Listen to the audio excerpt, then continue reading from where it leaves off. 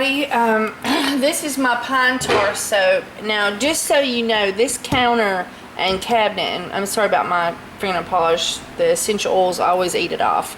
Anyway, but in any case, this counter was purchased for $75 with the cabinets under it used, and it's got all kinds of damage and paint spots and things on it, but I will replace it as soon as I can. I'll put a new countertop on top of it, and then it'll look all nice, but right now it looks pretty crappy, but we just got to live with it right now. Okay, our soap is over 100 and it's like 190, so we got to let it cool. And the way you do the test on the thermometer, I love these things the best, and I had a wonderful friend of mine send me a digital one, but nothing works for me like these old-timey little boogers, because you have to be so cautious that you get the right temperature. And when you take this little booger and move it around, you know, into the soap and then swirl it, I always say confuse it so it can't lie. And it'll set and tell you a more even temperature. And so like right now it says it's 190 degrees in this soap, and so we got to get it down to 160. And it's late at night here at the Cornerstone Market, and yes, I'm making soap, but I wanted to do this little video because I had this lady ask me this question, and it would be so nice if essential oils just had a percentage, like a safe guide percentage in soap like they do in the fragrances, but they don't. And it's trial and error, and that's one of the reasons that I put on www.kimberlymcnutt.com, KIMBERLYMCNUTT.com. I try to put, I have some videos on there on exactly how much soap, essential oils to put in, some soap recipes, so you have something to get started with, so you can use a proven recipe, and then it gives you time to play and come up with some of your own recipes. But in any case, the first one we're going to talk about is tea tree. And I use Essential Depot's tea tree because Essential Depot is organic therapeutic grade, and also because Essential Depot provides it, and they always provide the absolute best they can lay their hands on at the most affordable prices, because they want it to be affordable but yet also the best. And they're very passionate about their customers and providing the best. I had the luxury of meeting the owner, the family that owns Essential Depot. There may be partners or whatnot, but I met the family that owns it, and he was a pleasure to speak with. And when he was dealing with the ladies there at the table, the care in his eyes when a lady thought something wasn't just right, and he would just stop everything and he would sort out whatever was wrong and make it right. And I just saw right there and then that he cares about his customers and he cares about providing what you need. And so I use Essential Depot products, and I won't use I have only like one other essential oil that I buy from somewhere else, and that's because they don't sell it. But anyway, so on the tea tree essential oil, they came out with some new information, and that is that 1% tea tree, when used over the entire body in like a lotion or cream, or something going in the bathtub, or something like sugar scrub that you're going to be putting all over the body, anything you're putting on the entire body, that only 1% tea tree is safe.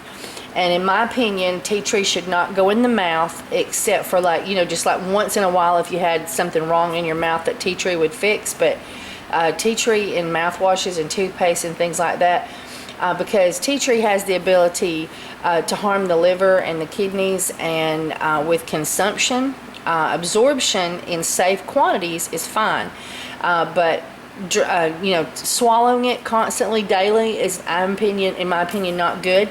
And many people use tea tree neat, and that means undiluted. And like if you have a pimple or something, or a boo-boo, and you're putting it on, that's cool, I think. But how you know if you're allergic to it is if the boo-boo gets redder and more irritated, that's because you need to dilute your tea tree. You're not as you're not as tolerant of neat or undiluted tea tree as others. And if you constantly coat yourself with tea tree in too high percentage, you will eventually have a allergic reaction, in my opinion. I've seen it happen many times where people put too strong in bug sprays and then coated themselves with it every day, and then they ended up breaking out in rashes. So it's very important not to use too much tea tree. But tea tree is like this. Oxycodone is needed, you might say, by some individuals when they have, let's say, back surgery. But if you take too many oxycodones, you will go to sleep and never wake up. Well, tea tree is useful. It can be needed, but we still must use safe guidelines. So one of the things that they said was 1% tea tree when used over the entire body. Now, when you're washing and rinsing, you know, you can coat your whole body with the tea tree, the soap with tea tree in it, and let it sit on your body. But, you know, and a couple, you know, like when you're, for some reasons that can be necessary. I'm not going to get into those, but so it's determined we should keep a safe percentage because people might do that. So anyway, so 1% tea tree in your batches is your guideline on your soap. So that one does come, in my opinion, with a percentage. And of course, by the way, this is my opinion, not Essential Depot's. This is from my experience and my studying, and I'm not a licensed anything. Well, that has to do with soap. I am a licensed a few things, but not that has to do with soap making. I'm footloose and fancy free and going to tell you what I think. Okay, lavender is safe neat. They say it's safe neat on children and infants even. I still think I would dilute it before I'd put it on a baby, but that's just me thinking about what other people are saying and going, I don't know. So anyway, but you can put neat lavender on your body. It helps you rest and sleep. It's known also as the most healing essential oil to the skin, and it's very soothing to the mind. And because if you get on Google and you search warnings, lavender essential oil, you just don't find anything. When you search recall lavender essential oil, or anything that would have to do with problems, you just don't really find anything because lavender is so gosh darn safe. So with lavender, you can really pretty much be more liberal with it. And so like this is a double batch, and I feel like you could put 8 tablespoons 8 to 10 tablespoons of lavender in there, and you can go to my website www.kimberlymacnut.com to see my free recipes and also see what's a single batch and what's a double batch. But I think that you would be safe with 8 to 10 tablespoons because it's so benign. And I really love Essential Depots because if you smell many essential oils of lavender, it will have this candy lavender flowery smell. But when you smell Essential Depot's lavender, you can still smell that light chemical back note just on the back of the scent that lavender naturally has. And so I like to know that I've got the real stuff that's not been altered in any way, because then I know that the health benefits are going to be there for my customers and myself. If you buy lavender that has been altered or adulterated in some way to make it more palatable for the nose, or because that was cheaper and they could sell it to you cheaper and make more money if they did, then you end up not having the health benefits that you would. All right. And lavender is also said to be really great for soothing you if you have high blood pressure. I was just reading that today. All right, now peppermint is one of those that we have to be more cautious with. If you poured 8 ounces or even 4 ounces possibly of peppermint in your bathtub water and got in there, besides the irritation you might have in a few very private areas and sensitive spots, you might also start bleeding if you were a lady and you were a cycling female, because it's a urinary flush, not a urinary, uterus flush. And one time went like 2 months and didn't go, and so I got too much peppermint on myself because I was stupid and didn't properly check it out. And I just thought, well, I'll just coat myself with some peppermint, and that'll shut her up, that'll get it going, and it did. And I started free bleeding, and it was horrible, and I thought I would never get it stopped. I had to go. I thought I was gonna have to go to the doctor, and that was a mistake on my part because I didn't take more wisdom with it. And so, taking a few drops of peppermint and putting it in a carrier oil and rubbing it on your belly is a much safer way to try to start your cycle than to just put too much on your whole body. So anyway, and I did dilute it, but it was just, I covered myself too strongly in it. I put it on too much square inch of my body. I coated my body down with it too much. So anyway, so I think peppermint probably at 1% would be a pretty safe guideline, but I say no more than a tablespoon in a single batch, and no more than 2 tablespoons in a double batch is a real safe guideline. If you add more than that, just add like a little bit more, and then test the soap, have friends use it, just keep playing with it, because peppermint can be irritating to the skin.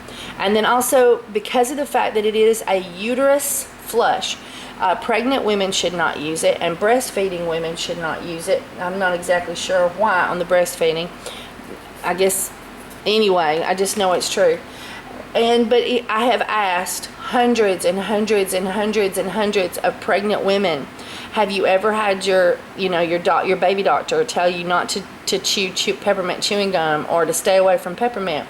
And I've never had one person say yes.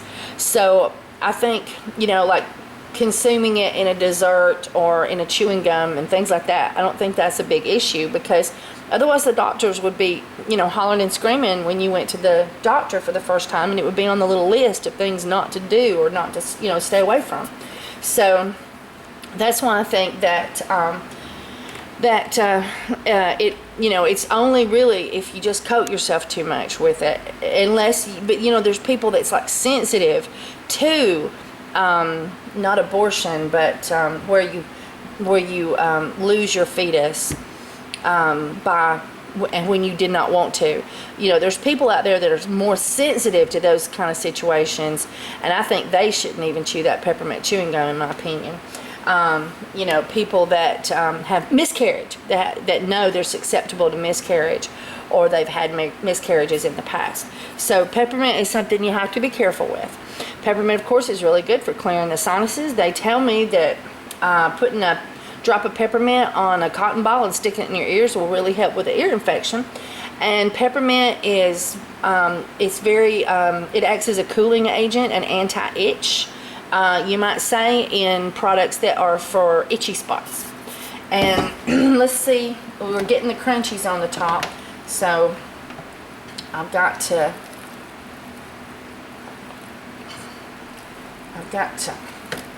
stir it up here, and let's see if we've lost enough of our heat to put our essential oils in. And I think that you should put your essential oils in at no more than 160 degrees.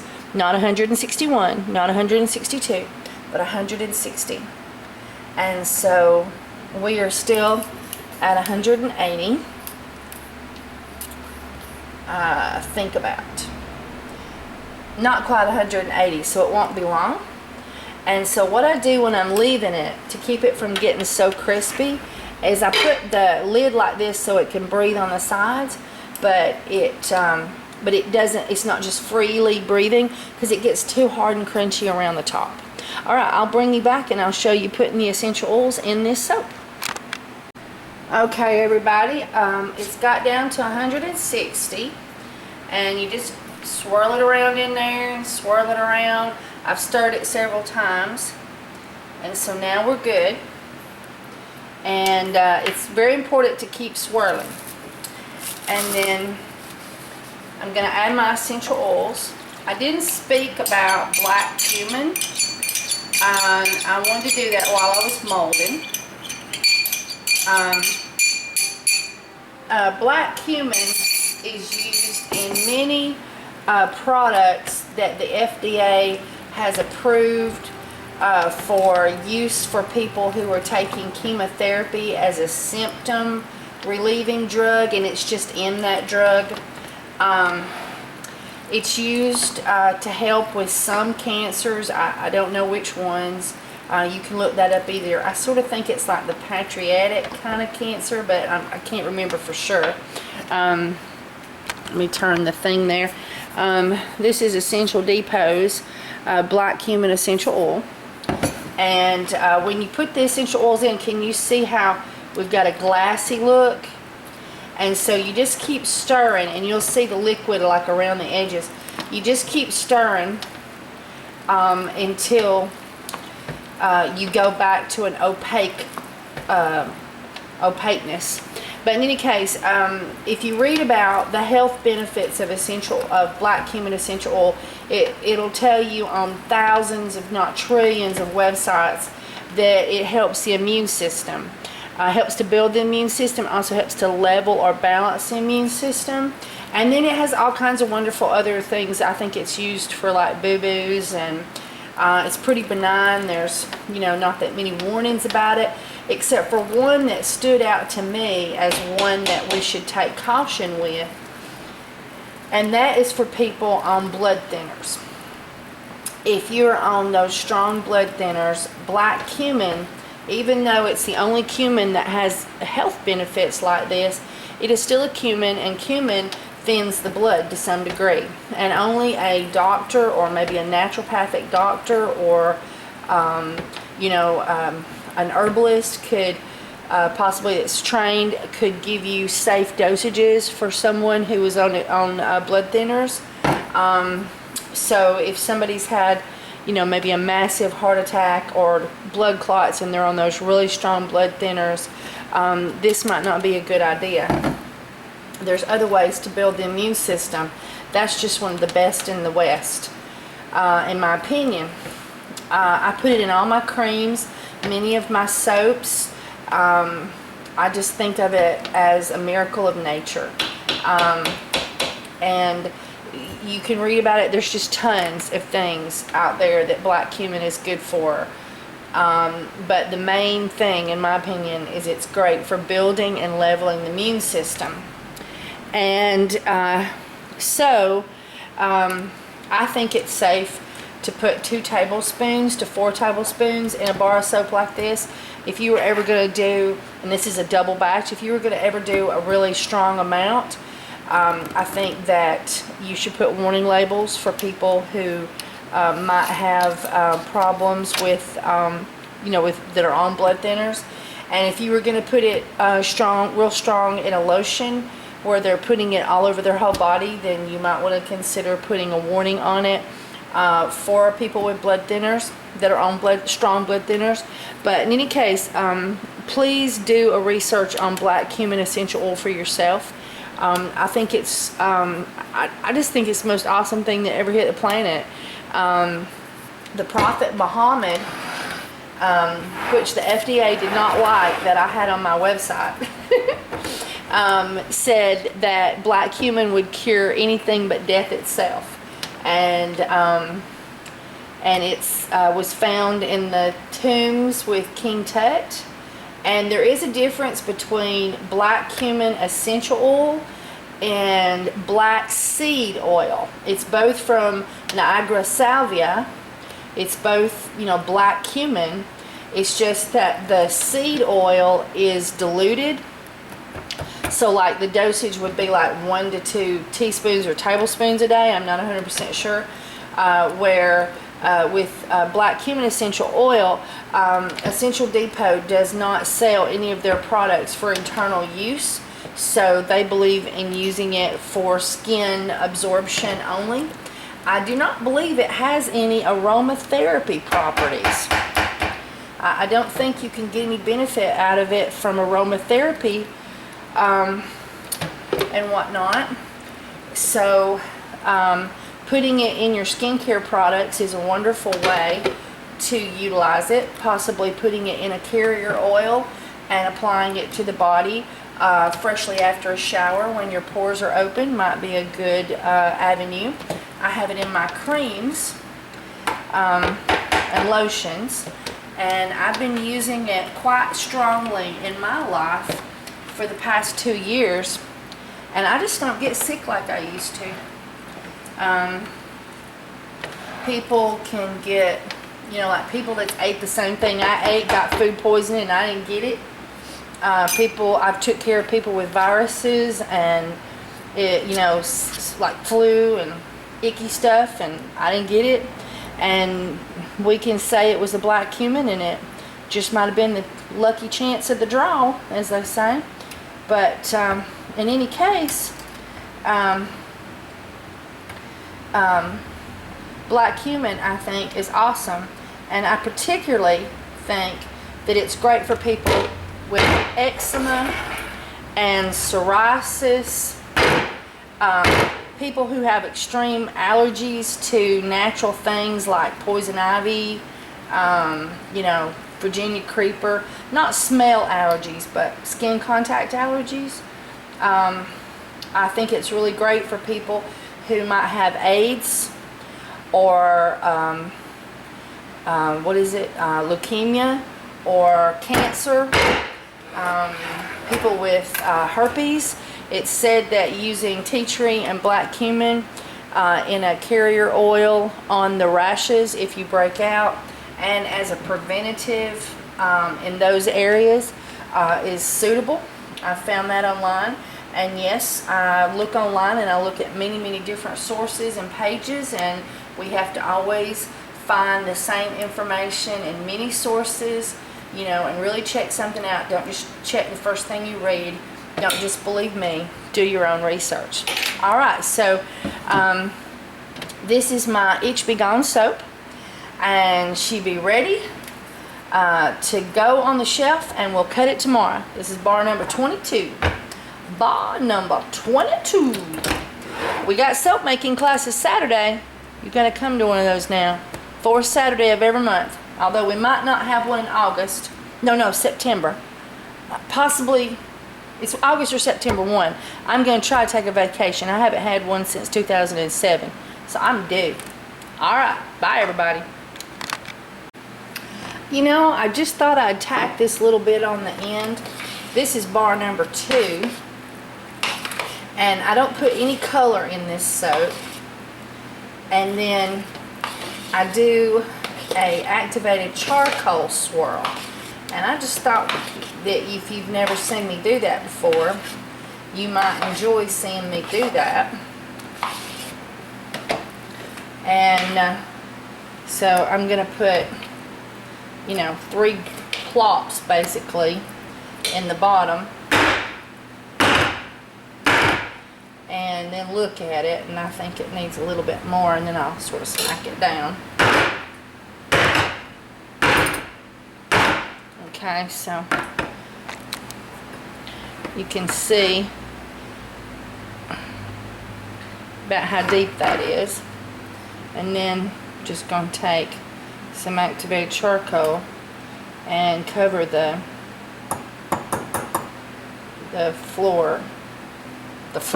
soap. Okay. And then we're just going to put another 2 dollops, big dollops in there. And it's going to go poof. Watch out. Woohoo! There she flies. And then you just take and you swirl it. And you can swirl it this way, and then for better, you know, swirling action, you can turn it around and swirl it the opposite way.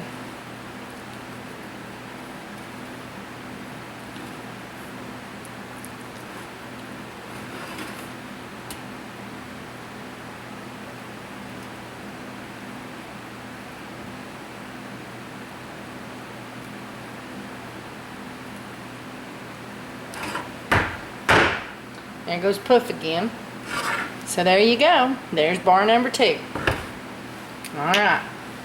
Y'all have a great night. And I hope that you'll pay me back for all this wonderful knowledge that I freely give by using my Essential Depot link to buy products. And also, you'll watch my stupid commercials. And I thank you for that. You can find my links on www.kimberlymacnutt.com.